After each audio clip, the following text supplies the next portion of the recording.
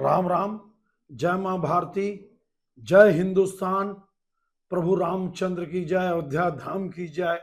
हनुमान गढ़ी की जय। मथुरा धाम की जय। वृंदावन धाम की जय। बाकी बिहारे लाल की जय। चित्रकूट धाम की जय।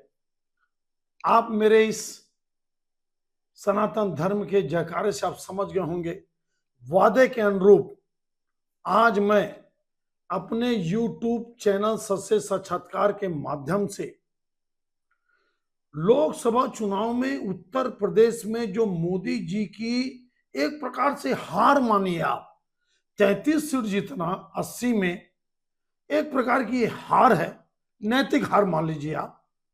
उसका शानदार, सटीक, सत्य के करीब और विस्फोटक आकलन विश्लेषण करने का प्रयास करते हैं। प्रभु रामचंद्र जी के अयोध्या धाम के चरणों में समर्पित है ये मेरा आकलन और विश्लेषण।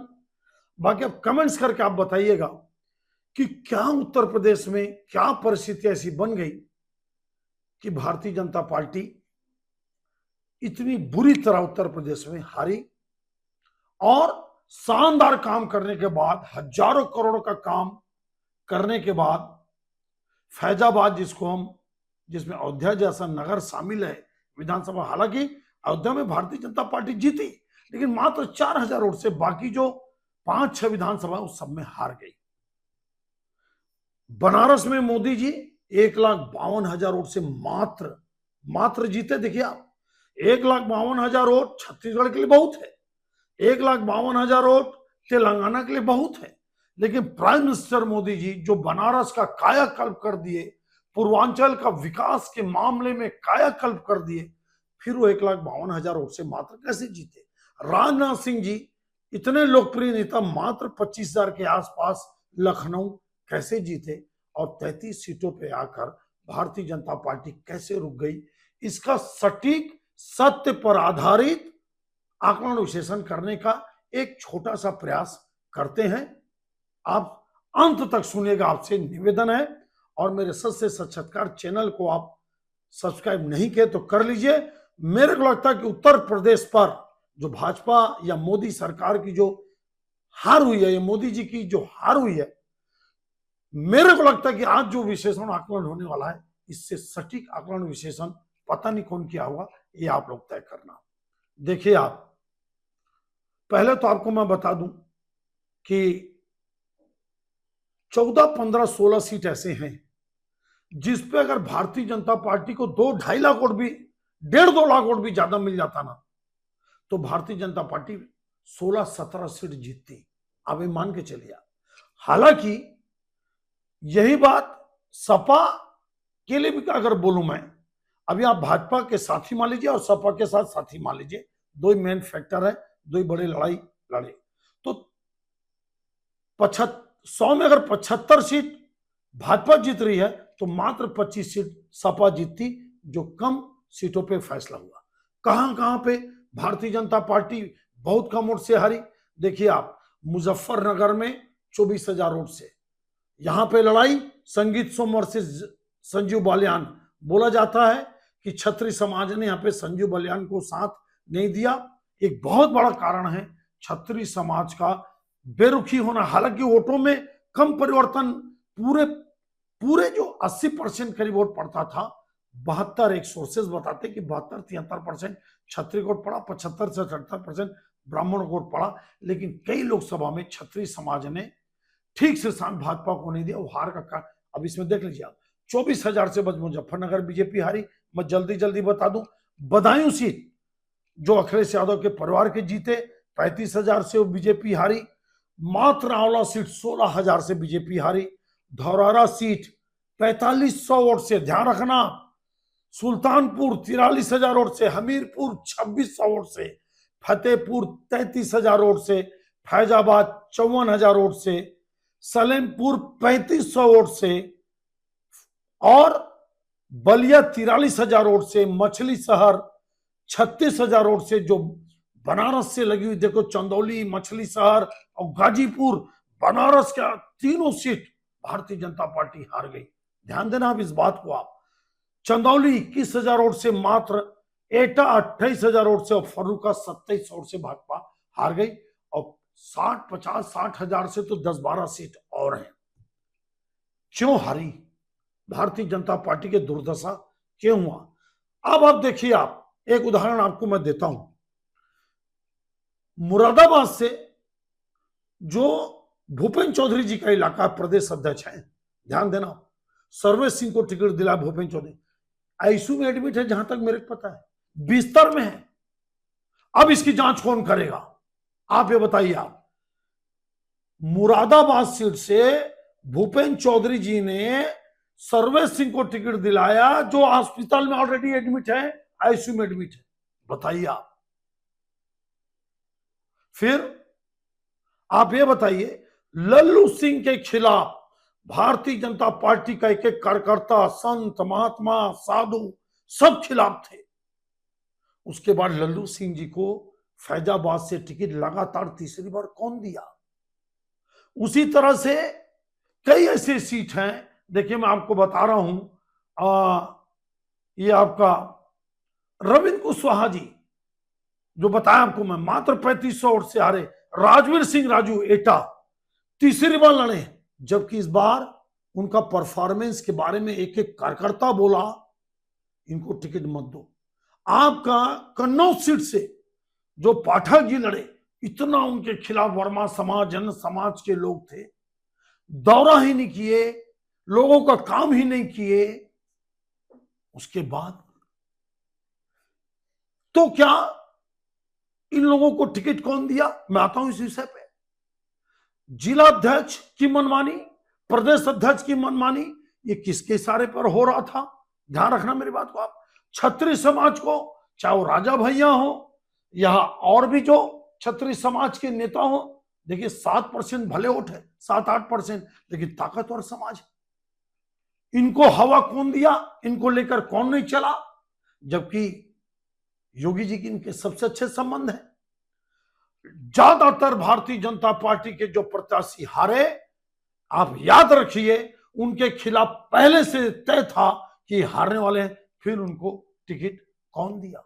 और आपको एक बात, बहुत बड़ी बात बता दूं मैं, उत्तर प्रदेश का आपसे निवेदन है, मेरा विशेषण आप पहले से सुन लेना, कि उत्तर प्रदेश में मोदी जी का जादू नहीं चल रहा है। उसका सबसे बड़ा प्रमाण मैं आपको देता हूं कि बनारस की आजू बाजू की तीनों सीट, मछली शहर, चंदौली और गाजीपुर, ये तीनों सीट भारतीय जनता पार्टी हार गई। और अगर बनारस में योगी जी 4-5-7 दिन अगर अंतिम में नहीं बैठे होते और मान लो मोदी जी 30-40 हजार वोट से जीतते, तो आप सोचो क्या हवा बनती देश की। इतना डेवलपमेंट करने के बाद हजारों लाखों करोड़ अपराध खत्म, माफिया खत्म, डेवलपमेंट, महिलाएं बढ़ चढ़ कर योगी जी के साथ, फिर 5-6% वोटिंग कैसे कम हो गया उत्तर प्रदेश में, पहले चरण से लेकर अंतिम चरण तक? क्या योगी जी के खिलाफ जो वातावरण बन रहा था उससे कार्यकर्ता दुखी हो गए? क्या कार्यकर्ताओं का नहीं सुना जा रहा था? क्या कार्यकर्ता इसलिए दुखी हो गए? क्या जिला अध्यक्षों की मनमानी, क्या प्रदेश अध्यक्ष की मनमानी, क्या दिल्ली से एक नेता जो एमएलसी है वो पूरे उत्तर प्रदेश में पैरेलल सरकार चला रहा था? किसके नाम से? आप पता करिए, मैं नाम नहीं बोलूंगा, बहुत महत्वपूर्ण विषय है। जो एमएलसी आकर होटल ताज में रुकता था वो पैरेलल सरकार चला रहा था। क्या ये सब योगी जी को दुखी करने के लिए, योगी जी को कमजोर करने के लिए का कोई एक नेता था जो सब चाल चल रहा था? या ओवर कॉन्फिडेंस में थे कि हम जिसको खड़ा करेंगे मोदी जी के नाम से वो जीतेगा? देखिए, आपको एक बात बता दूं, मैं एक बात आपको फिर बता देता हूं, मैं जो स्थिति 2014 और 19 में थी, इसको आप ब्रेकिंग मान लीजिए, कि मोदी जी के नाम से जिसने भी चुनाव लड़ा वो चुनाव जीता पूरे हिंदुस्तान में। लेकिन 2024 में कई राज्यों में मोदी जी का चेहरा काम नहीं आया। ये ब्रेकिंग मान लीजिए, चाहे उसमें बंगाल हो, चाहे उसमें महाराष्ट्र हो, चाहे उसमें उत्तर प्रदेश हो, चाहे उसमें राजस्थान हो, चाहे उसमें हरियाणा हो। बिल्कुल ये भांप नहीं पाए मोदी जी के रणनीति कारक, जिसमें आप चाहे अमित शाह जी को मान लो, चाहे आप जगत प्रकाश नड्डा जी को भी मान लो, चाहे जिसको मान लो आप, 2024 में जो 2014 और 19 में मोदी जी के चेहरे का जो जादू था, इनको प्रत्याशी बदलना था, नहीं बदल पाए। जी प्रदेश अध्यक्ष जो भूपेंद्र चौधरी जी हैं, उनकी मनमानी इनको सह कौन दे रहा था? आप ये समझिए, क्या मोदी जी के बाद प्राइम मिनिस्टर की लड़ाई है? क्या योगी जी को रोकने का खेल कोई बड़ा नेता कर रहा है क्या? मोदी जी के साथ जो रहते हैं, उनके प्रिय खास, कोई भी हो सकता है। आप समझने का प्रयास करिए और आपको मैं बता देता हूं, फिर आपको मैं बता देता हूं, एक सीट योगी जी के मनपसंद की नहीं बांटी गई, एक सीट। यह काम मोदी जी का तो नहीं है, तो फिर किसका है?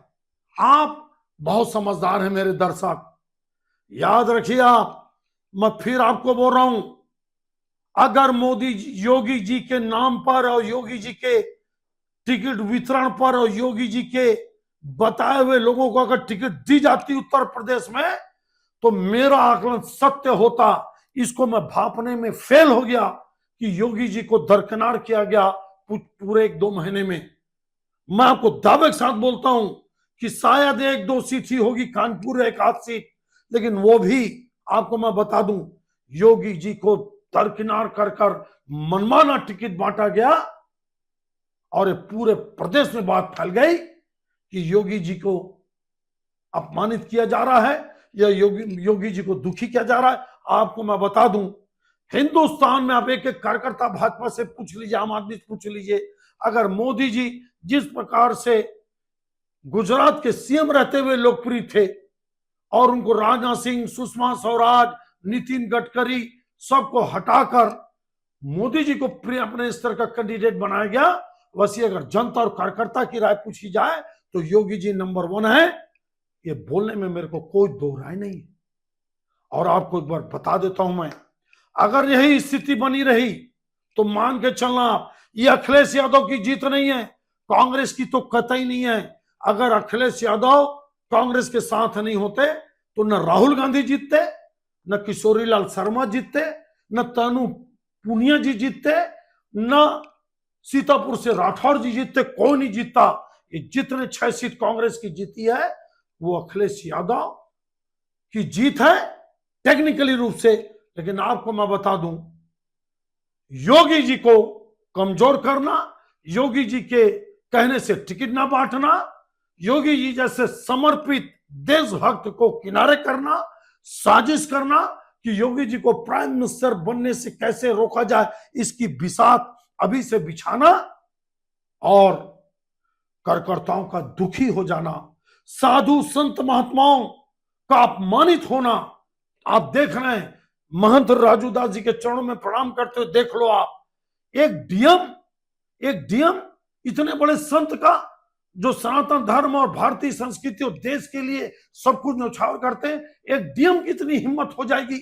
और उस डीएम को वहां बनाया कौन? निश्चित रूप से उस डीएम को बनाने वाले योगी जी नहीं हो सकते। योगी जी तो ऐसे लोग को उखाड़ फेंकते हैं। ऐसे साधु संत महात्माओं को अपमानित करने का, अब पूरे उत्तर प्रदेश में टिकट बांटने का जो खेल खेला, वही नेता जिम्मेदार है, उसकी महत्वाकांक्षा जिम्मेदार है। आपको मैं बता दूं, ये मेरा विस्फोटक आकलन है। उत्तर प्रदेश में जो बीजेपी की बुरी हार हुई, वो मात्र योगी जी को कमजोर करने के लिए, योगी जी को अपमानित करने के लिए, योगी जी के बताए लोगों को टिकट नहीं देने से, और संगठन की मोनोपोली। संगठन एक ही चीज से समझ लीजिए, मुरादाबाद के रहने वाले भूपेंद्र चौधरी एक बेड में पड़े हुए आईसीयू में एडमिट आदमी को टिकट दिलाते हैं, और बाकी लोगों के साथ क्या किए होंगे, बलिया से लेकर आपको देख लीजिए। और आपका राजभर पार्टी और निषाद पार्टी को राज्यसभा दे देना था, इनको लोकसभा नहीं देना था, और इनका उपयोग पूरे उत्तर प्रदेश में देना था। यह रणनीति बनानी थी, इसमें भी चूक हुई। आपको मैं बता दूं, प्रत्याशी नहीं बदलना एक बहुत बड़ी चूक थी। मोदी का चेहरा, मोदी का जादू 14 और 19 में के मुकाबले 2024 में नहीं चला, ये ब्रेकिंग है, ये विस्फोटक मेरा एनालिसिस है। अगर ये आपको अच्छा लगता होगा तो आपसे निवेदन है, इस आकलन और विश्लेषण को ज्यादा मैं नहीं बोलूंगा। विधानसभा के भी 4 चुनाव हुए, 1 सीट बीजेपी, सोनभद्र की जो छत्तीसगढ़ से लगी हुई सीट है, आपका आदिवासी बहुल इलाका, वो सीट भी सपा 1 सीट छीन ली। आपको मैं बता रहा हूं, योगी जी को रोकना भारतीय जनता पार्टी के नेताओं के लिए और पार्टी के लिए बहुत बड़ा आत्मघाती कदम होगा। और सिर्फ योगी जी नहीं, जितने छात्रप हैं प्रदेशों में और लोकप्रिय नेता हैं, उनको दरकिनार नहीं करना चाहिए। अगर दरकिनार करते तो आज न मोदी जी पीएम बनते, न भारतीय जनता पार्टी केंद्र में सत्ता में आती और न देश इतना आगे बढ़ता। बस मेरा आकलन विश्लेषण आप सुनिए, अच्छे से सुनिए, और आपको अच्छा लगा तो जरूर कमेंट्स करिए।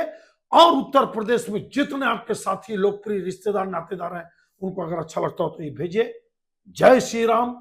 मेरे चैनल को सब्सक्राइब सबसे सब्सक्राइब को जरूर करिए।